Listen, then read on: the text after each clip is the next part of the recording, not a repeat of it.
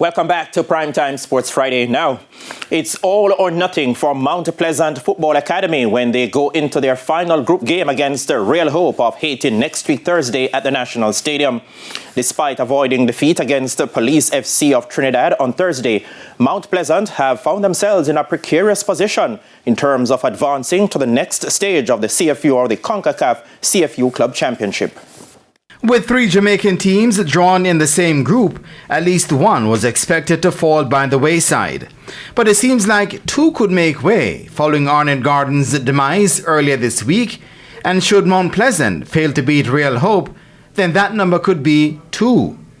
Mount Pleasant went to Trinidad knowing that victory over Police FC would have put them in the driver's seat on 6 points, but a draw left them in 4th on 4 points, one behind their next opponents, Real Hope.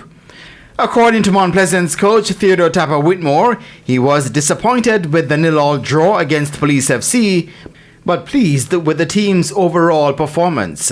I think the performance was excellent. I think personally my biggest disappointment was not scoring. We created number of scoring opportunity, but we lacked in the final third. But that's football. We have to move on and look towards our final game against a Real Hope team. With victory a must against Real Hope, Whitmore knows exactly what needs to be done come next week Thursday. The only difference you can expect is to put the ball in the back of the net. That's what is required for that game. It is a must-win game, nothing less. So we have to find the back of the net. And Whitmore says he doesn't believe they are in a difficult position, despite Real Hope just needing a draw to advance. We know what we have to do. You know, the ball is in our court. Destiny is in our hand.